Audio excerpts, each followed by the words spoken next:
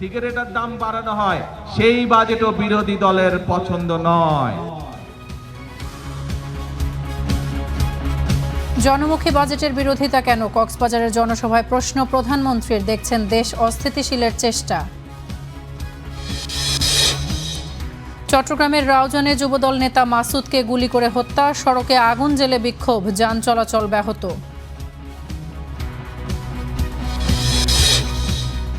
জাতীয় দলের ক্রিকেটার নাইমকে পুলিশি নির্যাতনে মামলা, আটক 1, এসআই সহ প্রত্যাহার 3, ক্ষুব্ধ তামিম।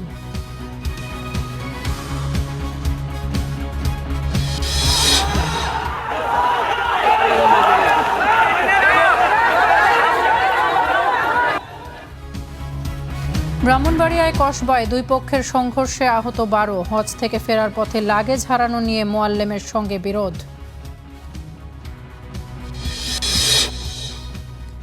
লাইসেন্স বাতিলের পর 72 ঘন্টায় 8 দিনের রোগী সরানো নিয়ে জটিলতা, দোষীদের সাজা দিতে হাসপাতাল চালুর তাগিদ।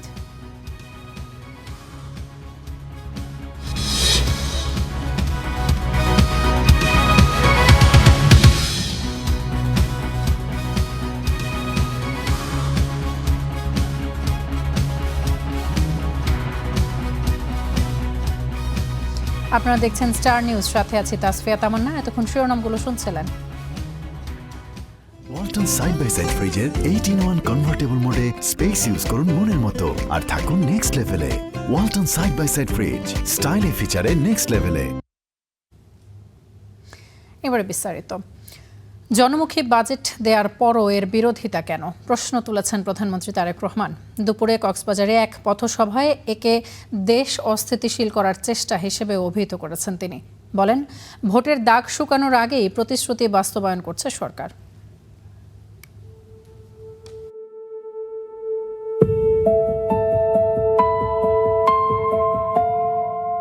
অবিরাম ছুটে চলা সাগরের ঢেউ যেমন বারবার ছুঁয়ে যায় তীর, তেমনি সমৃদ্ধ ও মানবিক বাংলাদেশ গড়ার অঙ্গীকার নিয়ে জনগণের কাছে পৌঁছে যাচ্ছেন প্রধানমন্ত্রী তারেক রহমান।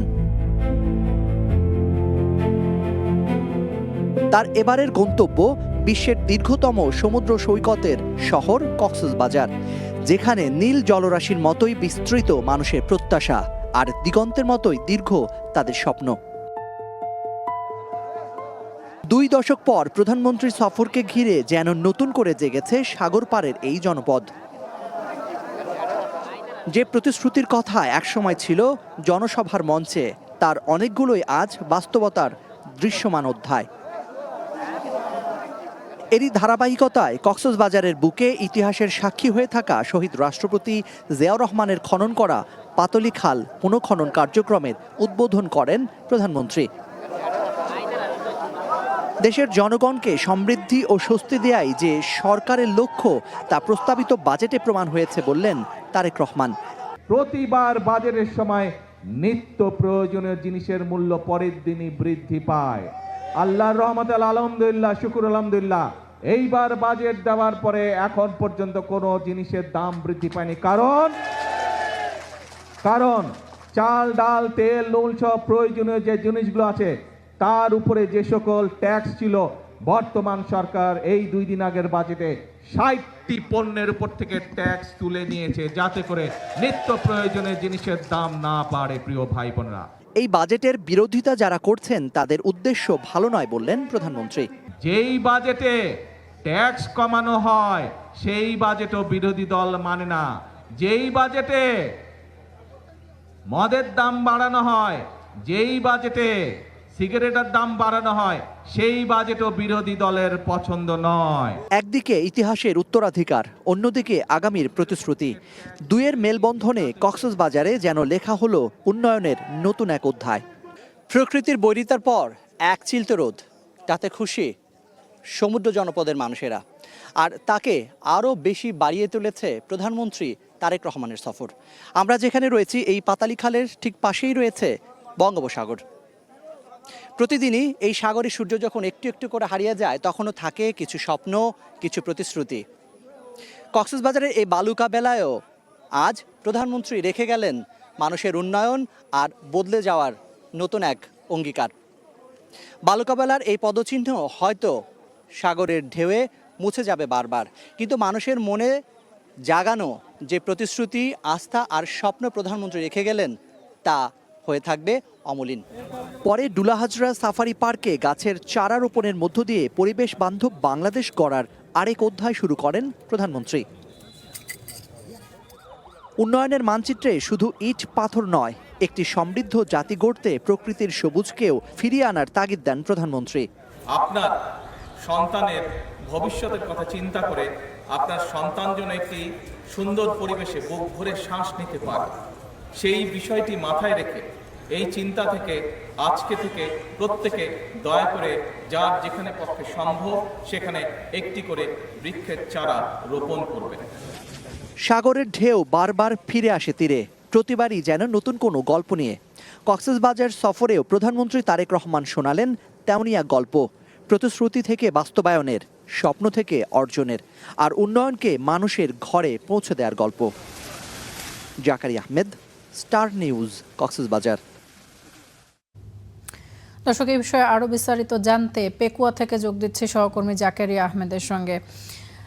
জাকারিয়া, এর আগেও বেশ কয়েকবার আপনার সঙ্গে যুক্ত হয়েছে, আপনি খবরাখবর জানাচ্ছিলেন। এই মুহূর্তের পরিস্থিতি জানতে চাই, তারেক রহমানের সফর ঘিরে সেখানকার মানুষের উচ্ছ্বাস সম্পর্কেও জানতে চাই এবং সার্বিক কর্মসূচি জানতে চাই।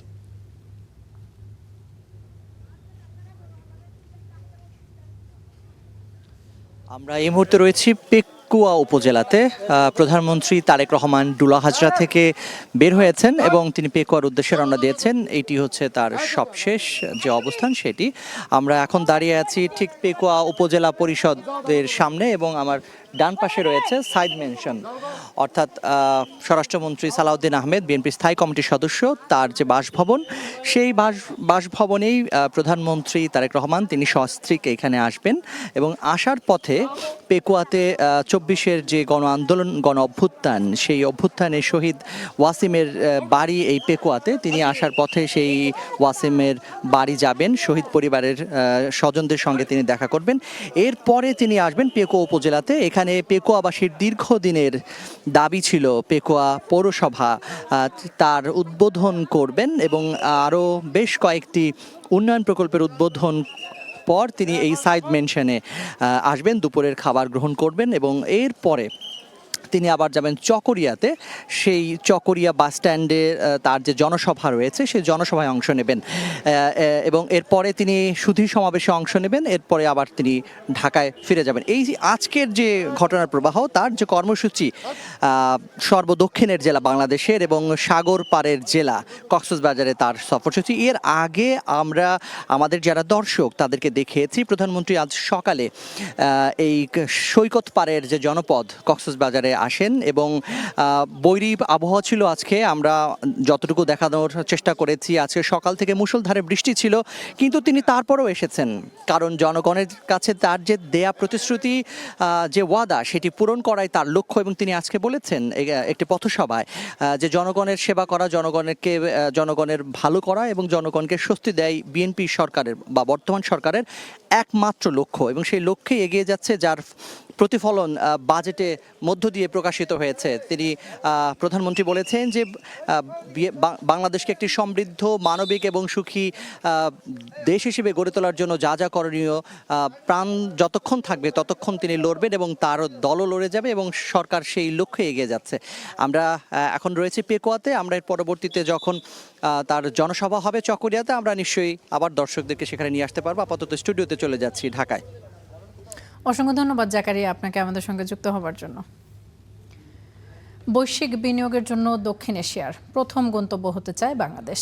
এজন্য প্রতিযোগিতামূলক, নিরপেক্ষ এবং স্থিতিশীল পরিবেশ তৈরিতে সরকার প্রতিশ্রুতিবদ্ধ বলে জানিয়েছেন পররাষ্ট্রমন্ত্রী। একই অনুষ্ঠানে স্থানীয় সরকার মন্ত্রী বলেন, অর্থনৈতিক সাম্য, ন্যায্যতা নিশ্চিতই সরকারের লক্ষ্য। রাজধানীতে অর্থনৈতিক কূটনীতি সম্মেলনে এসব কথা জানিয়েছেন তারা। বাণিজ্য, প্রবৃদ্ধি ও বৈশ্বিক অর্থনৈতিক কূটনীতির নতুন রোডম্যাপ খুঁজতে শীর্ষ নীতি নির্ধারক, ব্যবসায়ী, কূটনৈতিক মিশন সহ বিভিন্ন আন্তর্জাতিক সংস্থা ও প্রতিষ্ঠানের কর্মকর্তাদের অংশগ্রহণে অনুষ্ঠিত হল অর্থনীতি কূটনীতি সম্মেলন। শনিবার রাজধানীর সোনারগাঁও হোটেলে এই সম্মেলনের উদ্বোধন করেন পররাষ্ট্রমন্ত্রী খলিলুর রহমান। মন্ত্রী বলেন, অর্থনৈতিক সক্ষমতা বাড়াতে সরকার সংস্কার ও উন্নয়নের লক্ষ্য নিয়ে কাজ করছে। We need to convert his vision into concrete actions as it comes to our work on economic and trade diplomacy. Distinguished guests, to begin with, we fully recognize that economic resilience needs to be built on firm grounds. Therefore, our immediate priority is to restore full confidence and trust. We want to assure our citizens, our local business community, and our international partners that Bangladesh is stable, predictable, and open for business. স্থানীয় সরকার মন্ত্রী মির্জা ফখরুল ইসলাম আলমগীর বলেন, দেশকে নিরাপদ ও স্থিতিশীল রাখার লক্ষ্য নিয়ে কাজ করছে সরকার। Where small farmholds and small businesses are not left behind but are developed and elevated to the true engines of growth and resilience. We must remember that we have inherited a Bangladesh which has been devastated by the fascist regime in the past. অর্থমন্ত্রী বলেন, বৈশ্বিক অর্থনৈতিক কাঠামোর পরিবর্তনের সঙ্গে সঙ্গে অর্থায়নের ধরনও বদলেছে, বিশেষ করে বহুপাক্ষিক সংস্থাগুলোর ঋণের খরচ বেড়েছে। Our tax GDP is at a very low end. Hence, the public finance architecture needs to have a relook, a fresh look. অর্থমন্ত্রী আরো বলেন, কর জিডিপি অনুপাত এখনো অনেক নিম্ন পর্যায়ে রয়েছে, ফলে সরকারি অর্থায়ন কাঠামোকে নতুনভাবে মূল্যায়ন ও পুনর্বিবেচনা করা প্রয়োজন বলেও মত তার। Zisan Ahmed, star news, Dhaka. দর্শক, চট্টগ্রামের লালদিঘি ময়দানে চলছে 11 দলীয় ঐক্যের বিভাগীয় সমাবেশ। সেখানে বক্তব্য রাখছেন নাসির উদ্দিন পাটোয়ারি। আমরা সরাসরি যুক্ত হচ্ছি সেখানে।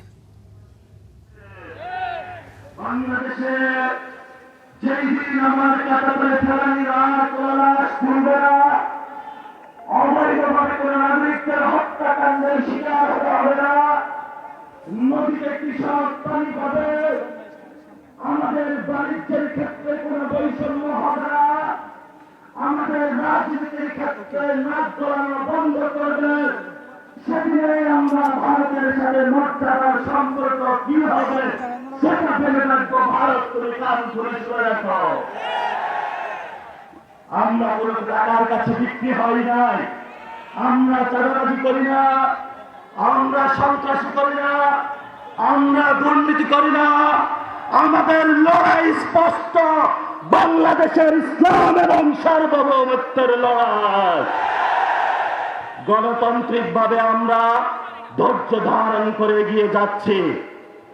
এই ধৈর্য প্রক্রিয়ায় যদি আমাদের অশান্ত করার আরেকটি পায়তারা করা হয়, তাহলে 24 জুলাইতে যেভাবে বাংলার জনগণ রাজপথে নেমে এসেছিল, আর 1 জুলাইতে বিএনপির পতন বাংলাদেশে হবে ইনশাআল্লাহ।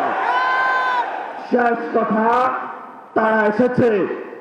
এই যে বাজেট হলো, এটা কোনো বাজেট না, এটা দলীয় নেতা কর্মীদের একটি গ্যাজেট, যেই গ্যাজেটের মাধ্যমে তারা চাঁদাবাজির স্বীকৃতি করতে চাচ্ছে বাংলাদেশে।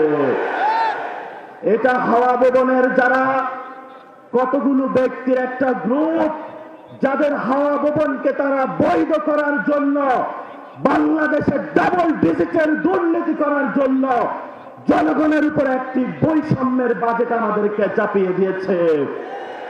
আপনারা মাঠে ঘাটে সর্ব জায়গায় সতর্ক থাকবেন। এই বাজেটকে আমরা ধিক্কার জানাচ্ছি। এই বাজেটে আবু সাইদের রক্ত নেই, এই বাজেটে শহীদ ওয়াসিমের রক্ত নেই। দর্শক, চট্টগ্রামের লালদিঘি ময়দানে চলছে 11 দলীয় ঐক্যের বিভাগীয় সমাবেশ। সেখানে বক্তব্য রাখছেন নাসির উদ্দিন পাটোয়ারি। আমরা সরাসরি ছিলাম সেখানে। বিদেশি ঋণের উপর নির্ভর করে উচ্চবিলাসী বাজেট পেশ করেছে সরকার, যা জনগণের আশা আকাঙ্ক্ষার প্রতিফলন ঘটাতে ব্যর্থ হবে বলে মন্তব্য করেছেন জামায়াতে ইসলামীর সেক্রেটারি জেনারেল মিয়া গোলাম পরওয়ার। দুপুরে ভোলা জেলা জামায়াতের কার্যালয়ে উপজেলা কর্ম পরিষদ সদস্যদের শিক্ষা শিবির শেষে সাংবাদিকদের সঙ্গে মতবিনিময়কালে তিনি এইসব কথা বলেন। এ সময় জামায়াতের এই শীর্ষ নেতা দাবি করেন, জুলাই সনদের বাস্তবায়ন ছাড়া এই বাজেট জনগণের প্রত্যাশা পূরণ করতে পারবে না। একই সঙ্গে তিনি বাজেট সংশোধন করে আগামী 30 জুন চূড়ান্ত অনুমোদনের জন্য আহ্বান জানান। অনুষ্ঠানে জেলা উপজেলা জামায়াতের বিভিন্ন নেতাকর্মীরা উপস্থিত ছিলেন।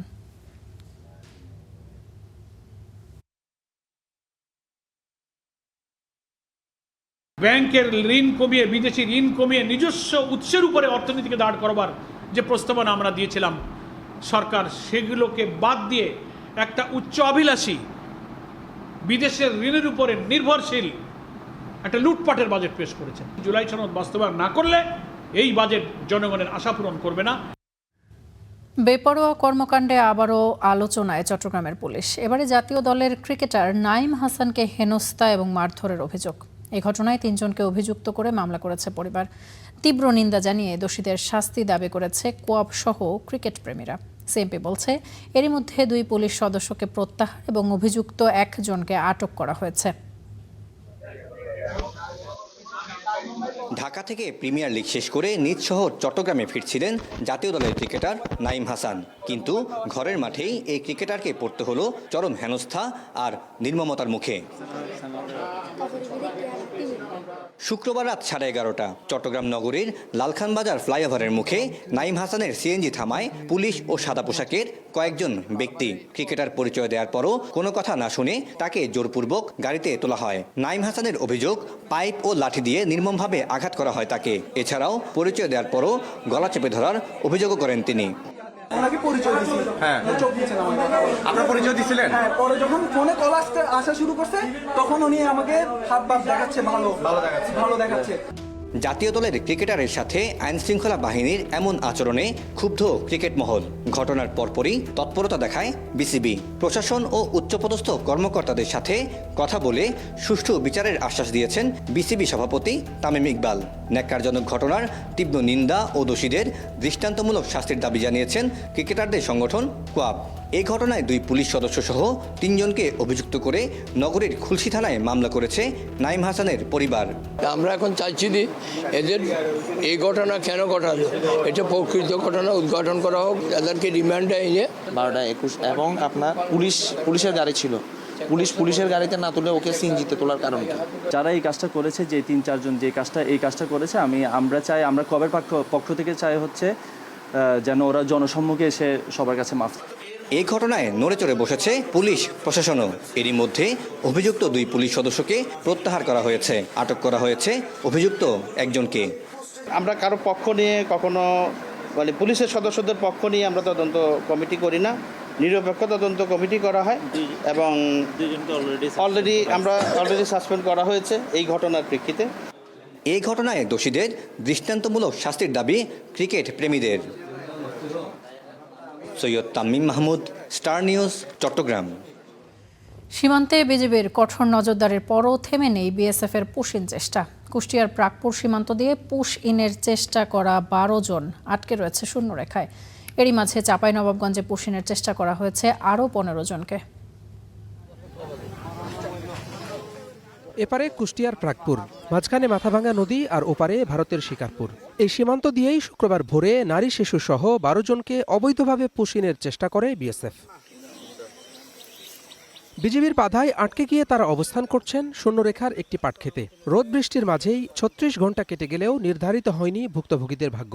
ওনারা তো চরম করুণে আছে, কেননা যে ছোট বাচ্চা 1 বছর 2 মাস, হয়তো 2 বছর, 2.5 বছর, 5 বছর, এটা তো আছে।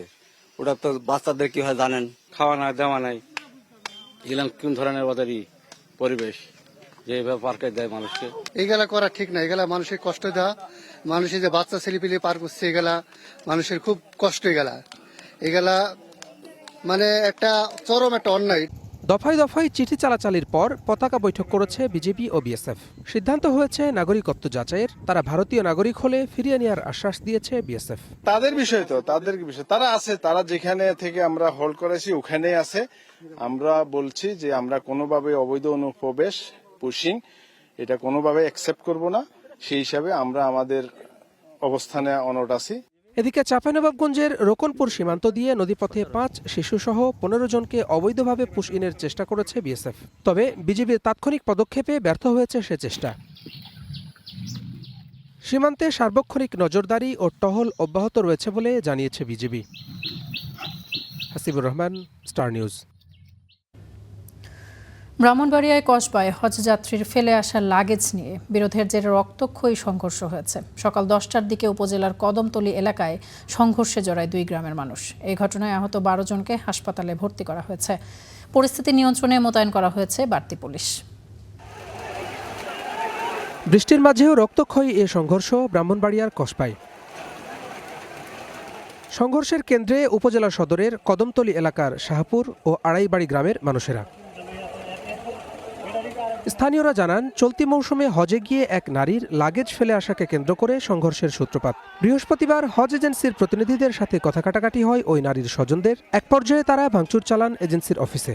আড়াইবাড়ি মানুষ সবসময় শান্তিপ্রিয়। আমরা এখানে একটা বাজার, সারা বাংলাদেশে এই বাজারটা সম্পর্কে একটা ভালো ধারণা আছে। তো আমরা সামান্য একটা তুচ্ছ ঘটনা নিয়ে ওই যে হজ কাফেলা যে হজ করছিল একটা লাগেজ, তো এটা নিয়ে এই ঝামেলার থেকেই এরা মিটিং করে পরে পূর্ব পরিকল্পিতভাবে এই আক্রমণটা এরা করছে। 10টার থেকে শুরু হয়েছে ঘটনাটা, 1:30টা পর্যন্ত চলছে। শুনতে পেলাম মহিলা ফালা দিয়েছে, এটা তো হাজির দায়িত্ব না, হাজির সাহেবের। তো উনি বারবার বোঝার চেষ্টা করছে যে এটা আমার দায়িত্ব না, তবুও উনি চেষ্টা করে লাগেজটা উদ্ধার করেছে। কিন্তু মালামাল নাকি ওই লাগেজ ছিল না। এর জেরে শনিবার সকালে কদমতলী এলাকায় দেশীয় অস্ত্র নিয়ে শুরু হয় সংঘর্ষ। পরিস্থিতি নিয়ন্ত্রণে মোতায়েন রয়েছে পুলিশ। 2টা গ্রামে পূর্ব বিরোধ নিয়ে সকাল থেকে উত্তেজনা ছিল। তো এই ধাওয়া পাল্টা দেওয়া, এই ঢিল পাটকেল মারামারি পর্যন্ত ছিল এবং পুলিশ এবং তাদের ওই যে নেতৃত্বস্থানীয় যারা আছে তাদেরকে সাথে নিয়ে দুই পক্ষকে দুই দিকে সরানো হয়েছে। এখন পরিস্থিতি স্বাভাবিক আছে। দিনভর চলা সংঘর্ষে থমথমে পরিস্থিতি পুরো উপজেলা সদরে। Desk report, star news. 8 দিন হাসপাতালের লাইসেন্স বাতিলের সিদ্ধান্তের পর সবচেয়ে বেশি উদ্বেগে পড়েছেন চিকিৎসাধীন রোগী এবং তাদের স্বজনরা। ঘোষণার 2 দিনেও সরানো যায়নি রোগীদের। সংকটাপন্নদের স্বজনরা বলছেন, বেঁধে দেয়া 72 ঘণ্টায় হাসপাতাল ছাড়া অসম্ভব। পাশাপাশি দায়ীদের শাস্তি নিশ্চিত করে প্রতিষ্ঠানটি পুনরায় চালু করার দাবি তাদের।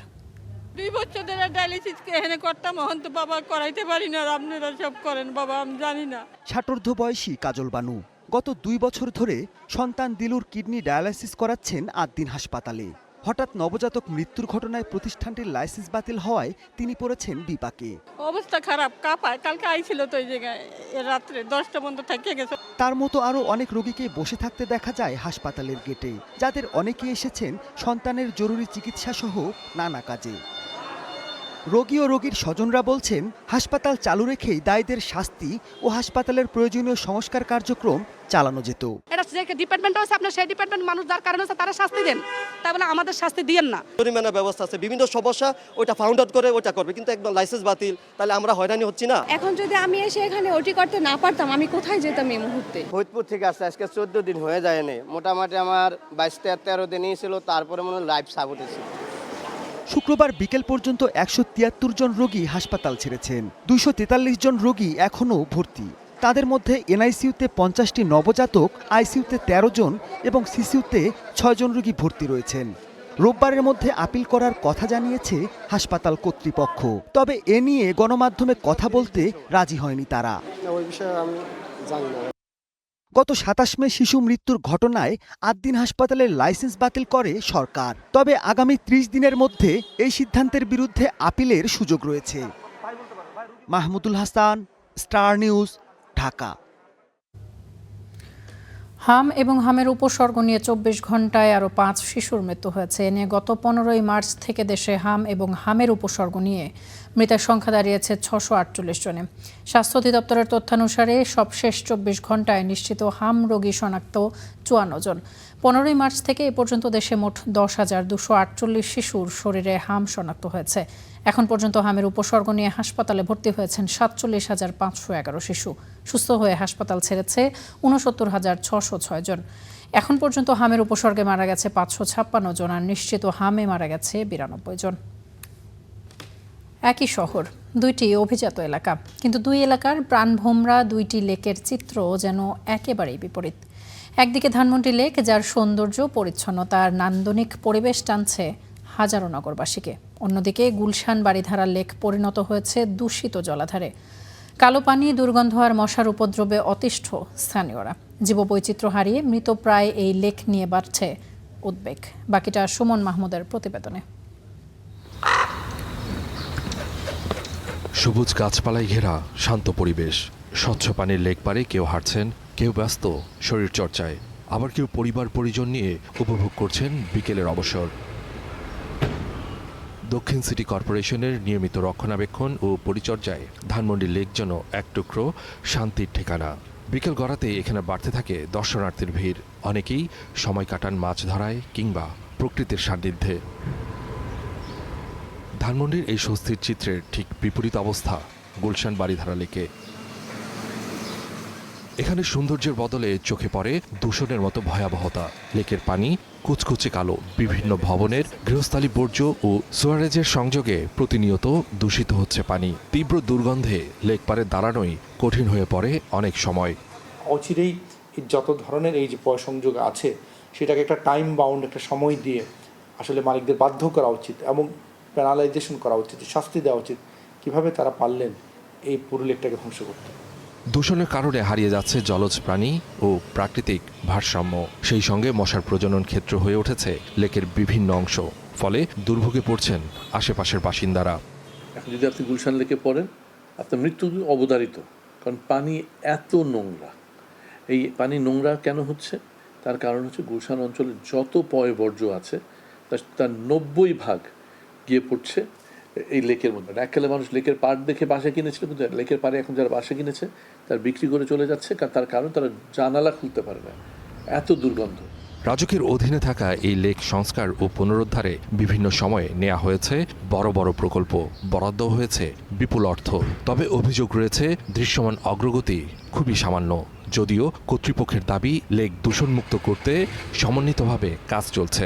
1800 ভবনের মধ্যে 600টি ভবনে আমরা সেপ্টি ট্যাঙ্ক সোকেল পেয়েছি। বাকিগুলো আমরা অস্তিত্ব পাই নাই। তারা কেউ কেউ ওয়াসার লাইনে কানেকশন দিয়েছে, কেউ কেউ সিটি কর্পোরেশন স্ট্রম ওয়াটার লাইনে কানেকশন দিয়েছে। গুলশানের মতো জায়গায় যদি সুয়ারেজের লাইনটা ডিরেক্ট করে দেওয়া হয়, স্বাভাবিকভাবে পানি সেখানে ভালো থাকার কথা না। এখন রাজুকের যেহেতু জায়গা, রাজুক এটা সিদ্ধান্ত নিচ্ছে। রাজুক আমাদের সাথে কথা বলে আমাদেরকে রাজুককে যদি সহযোগিতা করতে হয় অবশ্যই আমরা করব। নগরবাসীর প্রত্যাশা দ্রুত কার্যকর উদ্যোগের মাধ্যমে গুলশান লেকেও ফিরবে তার হারানো সৌন্দর্য ও প্রাণ। Suman Mahmud, star news, Dhaka. এবারে জানবো বাজেট 2026-27 খবর।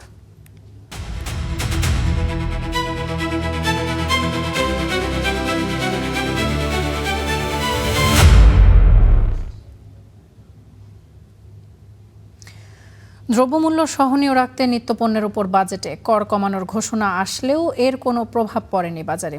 অধিকাংশ পণ্যই বিক্রি হচ্ছে আগের দামে। বিশেষ করে চালে কর কমলেও ঈদের আগের দামই এখনও স্থিতিশীল রয়েছে। বিক্রেতারা বলছেন নতুন কর বাস্তবায়ন হলে তবেই কমবে পণ্যের দাম। তবে বাজার সিন্ডিকেট না ভাঙলে মিলবে না এর সুফল, বলছেন ক্রেতারা। বাজেট ঘোষণার পরপরই বাজারে নিত্যপণ্যের দাম বাড়ার সংস্কৃতি থাকলেও এবারের চিত্র ভিন্ন। কারণ অর্থমন্ত্রী 60টি নিত্যপণ্যের উপর ব্যবসায়ী পর্যায়ে উৎসেকর কমানোর প্রস্তাব করেছেন। তবে অন্যান্য সময় কর বাড়ানোর প্রস্তাবের সঙ্গে সঙ্গে বাজারে পণ্যের দাম বাড়লেও এবার কমানোর ঘোষণায় এখনও কোনো প্রভাব পড়েনি বাজারে। আমাদের চাহিদা অনুযায়ী কমে নাই। যে আজকে মুরগির বাজার অনেক দাম, তরকারির বাজারও দেখলাম গত 15 দিনের সাথে এখন একটু বেড়ে গেছে। বাজেট পেশ হইব, কম রেটের মাল ডিলারে ঢুকবে, তারপর দোকানদার কাছে ঢুকবে, এরপরে কাস্টমারও পাইবে। বাজেট কমার লগে লগে তো আর কাস্টমারও কম পাইতেছে না, দোকানদারও কম পাইতেছে না।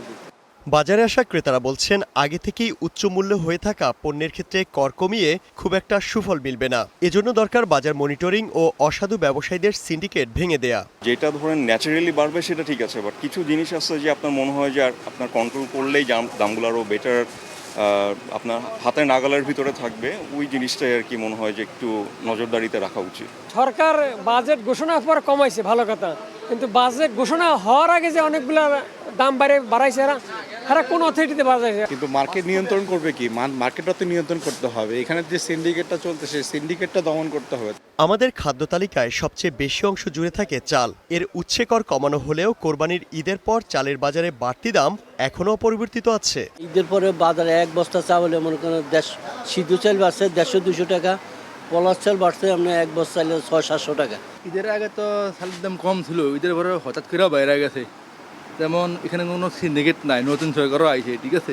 এখন বাজারে যেটা ফাঁস করছে এটা আইতে আরো একটু সময় লাগবো। এদিকে সিগারেটের উপর কর বাড়ানোর ঘোষণার পর বাজারে সরবরাহ ঘাটতির পাশাপাশি দামও বাড়িয়ে দিয়েছেন বিক্রেতারা। Imtiaz Ahmed, star news, Dhaka. নতুন বাজেটের বিভিন্ন কর প্রস্তাবকে ইতিবাচক হিসেবে দেখছেন বিভিন্ন পর্যায়ের নাগরিকরা। তরুণ তরুণীরাও জানাচ্ছেন তাদের সন্তুষ্টির কথা। যদিও অর্থমন্ত্রীর প্রস্তাবিত সুফল জনগণ পর্যন্ত আসবে কিনা তা নিয়ে রয়েছে সন্দেহ, সংশয়। তাই তো সরকারকে বাজেট কার্যকরের উপর নজর দেবার পরামর্শ তাদের। আফরোজা লামিয়ার প্রতিবেদনে বিস্তারিত। 3 সন্তানের বাবা ও বেসরকারি চাকরিজীবী মনিরুজ্জামান সংসার খরচের পাশাপাশি এখন চিন্তার ভাঁজ ফেলেছে করচাপের শঙ্কা। আমার আয় যদি 30,000 হয়, বর্তমানে আমি মনে করি আমার ব্যয় হচ্ছে 32,000 টাকা। আমার মনে হয় এরকম ভাবে আয়কর দিবে চাকরিজীবীরা, এটা না করাই ভালো। এদিকে খুচরা ব্যবসায়ীদের মুখেও কিছুটা অসন্তুষ্টি। তাদের ক্ষেত্রে সরবরাহ পর্যায়ে প্রতি 1000 টাকার বিপরীতে 2 টাকা কর বসানোর প্রস্তাব এসেছে। আয়কর দিতে হলে আগে আমাকে ইনকাম করতে হবে, ইনকাম করার পরে সরকারকে আয়কর দিতে হবে, কিন্তু যে ইনকাম হচ্ছে সেটাকে আয়কর দেওয়ার মতো ইনকাম এখন সাধারণ মানুষের হচ্ছে না। ঋণ করি, ব্যাংকের থেকে লোন নিয়ে ব্যবসা করে কোনো রকম জীবন বাঁচানোর লাই। তো ব্যবসায়ীদের এই টাকা ইনভেস্ট করি, বছর শেষে ওই টাকা ইনকাম হয় না, থাকে না, আরও ঋণই থাকে বছর শেষে। তবে স্বস্তির খবর হচ্ছে 60 ধরনের নিত্যপণ্যে উৎসে কর কমবে। যদিও সরকারের নজরদারি ছাড়া ব্যবসায়ী পর্যায়ের এই কর ছাড়ের সুবিধা মিলবে না বলে মনে করেন ভোক্তারা। কৃষক পাচ্ছে 10 টাকা কেজি বলা হয় একটা লাউয়ের দাম, আর এখানে আমি কিনছি 100 টাকা একটা লাউ। অতএব মাঝে যে মধ্যস্বত্বভোগী, এই জায়গাটাতে আমাদের নিয়ন্ত্রণ ব্যবস্থার একটা প্রয়োজন রয়েছে। যেটা কমার কথা সেটা জানে কমে, সেটা কমছে কিনা সেই মনিটরিংটা, সেই ফলো আপটা কিন্তু বাজারে প্রয়োজনীয়, সেটা প্রয়োজন। সেটা না করাতে হয়ে থাকলে আমাদের কাছে বাজেট পেশ করে খুব গাল গল্প বলে লাভ নেই। তরুণ তরুণীদের জন্য আছে আরও ভালো খবর। স্টার্টআপের জন্য থাকছে 500 কোটি টাকার তহবিল। ফ্রিল্যান্সিং ও কন্টেন্ট ক্রিয়েশনে থাকছে না কর। স্নাতক পর্যায়ে নারীদের জন্য অবৈতনিক শিক্ষার প্রস্তাব। আনস্কিল মানুষদেরকে আমরা একটু স্কিল করার জন্য একটু সাহায্য দিতে পারি, কারণ সবার তো ইকোনমিক ব্যাকগ্রাউন্ড বা সোশ্যাল ব্যাকগ্রাউন্ডটা সেম থাকে না। তো সেক্ষেত্রে আমার মনে হয় আমরা আরও স্কিল জনবল তৈরি করতে পারবো এবং তাদেরকে কাজে লাগিয়ে এটা আমাদের ইকোনমিতে অনেক গুরুত্বপূর্ণ প্রভাব ফেলবে। নারীদের স্নাতক পর্যন্ত বিনামূল্যে পড়াশোনার একটা প্রস্তাব এই বাজেটে আছে। আপনার দেশের রেমিটেন্স আপনি কিভাবে বাড়াবেন বা আপনার দেশকে আপনি অর্থনৈতিকভাবে কিভাবে সচ্ছল করবেন, যে যদি বাইরের দেশের সাথে আপনি নিজের দেশকে একটা কম্পেয়ার করতে পারেন, ওই জায়গায় কিন্তু আসলে ফ্রিল্যান্সিংয়ের কোনো বিকল্প আমরা এখন দেখি না। বাজেটের নানামুখী প্রস্তাবকে ইতিবাচক তুলে ধরে বিভিন্ন শ্রেণী পেশার মানুষ বলছেন তাদের নজর জীবনযাপন ব্যয় কমা, কাজের সুযোগ ও আয় বৃদ্ধির দিকে। Afroza Lamia, Star news, Dhaka. Bank লুটেরাদের বিচার নিশ্চিতে বিশেষ ট্রাইব্যুনাল গঠনের দাবি জানিয়েছে ইসলামী ব্যাংক সচেতন গ্রাহক ফোরাম। পাশাপাশি পাচারের টাকা ফিরিয়ে এনে ব্যাংকের দায় পরিশোধের দাবিও জানিয়েছেন তারা। শনিবার রাজধানীর সেগুনবাগিচায় ঢাকা রিপোর্টার্স ইউনিটিতে আয়োজিত সংবাদ সম্মেলন থেকে এইসব দাবি জানানো হয়েছে। এ সময় তারা অভিযোগ করেন, সাম্প্রতিক সময়ে ইসলামী ব্যাংক নিয়ে জাতীয় সংসদে অসত্য তথ্য দিয়েছেন স্বরাষ্ট্রমন্ত্রী। গভর্নর এবং মন্ত্রীর বক্তব্যের কারণেই গ্রাহকরা আমানত তুলে নিচ্ছেন বলে দাবি করে সচেতন গ্রাহক ফোরাম এসব কথা বলেছেন। অবিলম্বে ব্যাংকটিতে আস্থা ফিরিয়ে আনতে চেয়ারম্যানকে অপসারণের দাবি জানিয়েছেন তারা। যাদের নিকট থেকে ব্যাংক লুটেরা ও মাফিয়া দখল করেছিল তাদেরকে মালিকানা ফেরত দিতে হবে। প্রকৃত মালিক যারা আছে তাদের কাছে সত্যিকার অর্থে ব্যাংকটি নিরাপদ থাকবে। ব্যাংক লুটেরাদের বিচারের জন্য বিশেষ ট্রাইব্যুনাল গঠন করতে হবে। ইসলামী ব্যাংক বাংলাদেশ পিএলসি সহ বিভিন্ন ব্যাংক ফ্যাসিস্ট হাসিনা ও তার আইনশৃঙ্খলা বাহিনীর সহায়তায় এস আলম সহ যারা লুট করেছে তাদের বিচার নিশ্চিত করার জন্য বিশেষ ট্রাইব্যুনাল গঠন করতে হবে। ভারী বর্ষণ এবং উজানের ঢলে শেরপুরে বাড়ছে নদ নদীর পানি। এতে প্লাবিত ঝিনাইদগাতির নিম্নাঞ্চল, ডুবেছে সড়ক, হাট বাজার। বিপাকে পানিবন্দী এলাকার মানুষ, শঙ্কা রয়েছে বন্যারও। টানা বৃষ্টির পর উজানের ঢল, হু হু করে পানি বাড়ছে শেরপুরের নদ নদীতে, ডুবতে শুরু করেছে নিম্নাঞ্চল। এরই মধ্যে ঝিনাইগাতির বিভিন্ন সড়কে উঠেছে পানি, ডুবছে হাটবাজার, দোকানপাটে ঢুকেছে পানি। এতে বিপাকে স্থানীয়রা, ব্যাহত চলাচল। নদীর বেড়িবাঁধ না থাকার কারণে আমাদের বাজারে এভাবে পানি ঢুকে, তো আমরা সরকারের কাছে আবেদন যেন আমাদের ভেরিবারটা সুন্দরভাবে করে। উজান থেকে ঢল আসলে পরে আমগর ঝিনাইগাতি বাজারে এক কোমর পানি হয়ে যায়, দোকানপাট ঠিক মতো করতে পারি না। স্থানীয়রা বলছেন প্রতি বছরই উজানের ঢলে ডুবছে ঝিনাইগাতি বাজার সহ নিম্নাঞ্চল। শহর রক্ষা বাঁধ সহ নদীর নাব্য সংকট নিরসনের দাবি জানান তারা। নদীর পাড়ে থাকি, বর্ষা সিজন আসলে আমাদের চিন্তায় রাতে ঘুম হারাম হয়ে যায়, কারণ হচ্ছে কখন জানি মহারশীর নদীতে ঢল আসে, আর ঢল আসলে আমাদের বাড়ি ঘর ভাসিয়ে নিয়ে যায়। একটু বৃষ্টি হইলেই রাস্তা ভেঙে যায়। সরকারের কাছে আমরা একটাই দাবি চাই, যেন একটা স্থায়ী বাঁধ আমরা চাই। পানি উন্নয়ন বোর্ড বলছে মহারশী, সোমেশ্বরী, চেল্লাখালী সহ বিভিন্ন নদ নদীর পানি বিপদসীমার উপর দিয়ে প্রবাহিত হচ্ছে, আছে বন্যার শঙ্কাও। আমরা একটু দীর্ঘমেয়াদী পরিকল্পনা করে যদি কিছু কাজ এগিয়ে নিতে পারি, যেমন নদীগুলো খনন করে তার নাব্যতা বাড়ানো, এবং একই সাথে যদি একটা বড় প্রকল্প নিয়ে এই নদীর পাড়ে যদি ব্লক দেওয়া যায় পুরো এরিয়া জুড়ে, সেটা বাজার এবং নদীর পাড়ে যে এরিয়া আছে, তাহলে আমার মনে হয় যে এই অঞ্চলের জন্য এটা অনেক বড় আশীর্বাদ হবে। নদ নদীর পানি বাড়তে থাকায় দুশ্চিন্তায় আশপাশের জেলার মানুষও। Desk report, star news. এবারে দেশের বাইরের খবর। যুক্তরাষ্ট্রের অভিযানের আশঙ্কায় ইউরেনিয়াম ভান্ডার সিল করে দিয়েছে ইরান। দেশটি পরমাণু স্থাপনায় প্রবেশের পথ বন্ধ করে দিয়ে সেখানে মাইন স্থাপন এবং গোপন সুড়ঙ্গ ধসিয়ে বন্ধ করে দেওয়া হচ্ছে। এছাড়া মজুদাগারে প্রবেশ পথগুলোতে বিস্ফোরক মাইন রেখে পোতা হচ্ছে বুবি ট্র্যাপ। এমন চাঞ্চল্যকর তথ্য প্রকাশ করেছে মার্কিন সংবাদ মাধ্যম CNN। মার্কিন গোয়েন্দা সংস্থা সম্পর্কে অবগত 5টি সূত্রের বরাতে এসব তথ্য প্রকাশ করেছে সংবাদ মাধ্যমটি। প্রায় 0.5 টন ওজনের এই উচ্চ সমৃদ্ধ ইউরেনিয়ামের কাছে যাওয়া এখন অনেক বেশি কঠিন, বিপজ্জনক এবং সময় সাপেক্ষ হয়ে পড়েছে। সূত্র মতে 1 মাস আগেও পরিস্থিতি এমন ছিল না। ওই সময় মার্কিন প্রেসিডেন্ট ডোনাল্ড ট্রাম্প প্রকাশ্যে ইউরেনিয়াম জব্দের ইঙ্গিত দেন। ইরানিদের তৈরি করা এই নতুন প্রতিরক্ষা দুর্গ ট্রাম্প প্রশাসনের প্রস্তাবিত চুক্তিতে জটিলতার নতুন স্তর যোগ করতে। তেহরানের সঙ্গে এই চুক্তির মূল লক্ষ্য ইউরেনিয়াম অপসারণ এবং ধ্বংস করা।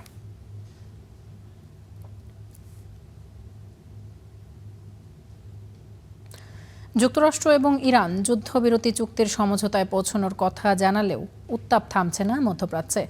মার্কিন সামরিক বাহিনী দাবি করছে হরমুজ প্রণালী দিয়ে চলাচলকারী বাণিজ্যিক জাহাজ লক্ষ্য করে একাধিক একমুখী আক্রমণকারী ড্রোন হামলা চালিয়েছে ইরান। এক্সে দেয়া এক পোস্টে শুক্রবার মার্কিন সেন্ট্রাল কমান্ড সেন্টকম জানিয়েছেন মার্কিন বাহিনী সেগুলোকে ভূপাতিত করেছে। নৌ চলাচল স্বাভাবিক রয়েছে, সেই সাথে গুরুত্বপূর্ণ আন্তর্জাতিক বাণিজ্য করিডোরটি খোলা রয়েছে। এদিকে যুক্তরাষ্ট্র ড্রোন ভূপাতিত করার দাবি করলেও এই বিষয়ে কিছু বলেনি ইরান। গত 28 ফেব্রুয়ারি ইরানে হামলা চালায় যুক্তরাষ্ট্র ও ইসরায়েল। এরপর প্রণালী দিয়ে নৌ চলাচল মারাত্মকভাবে ব্যাহত হয়, পূর্ণ নিয়ন্ত্রণ আরোপ করে ইরান।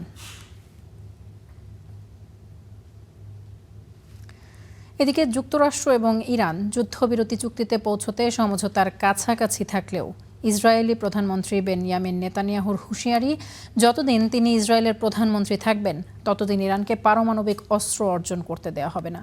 এই বিষয়ে যুক্তরাষ্ট্রের প্রেসিডেন্ট ডোনাল্ড ট্রাম্পের সঙ্গে তার পূর্ণ ঐকমত্য রয়েছে বলেও জানিয়েছেন তিনি।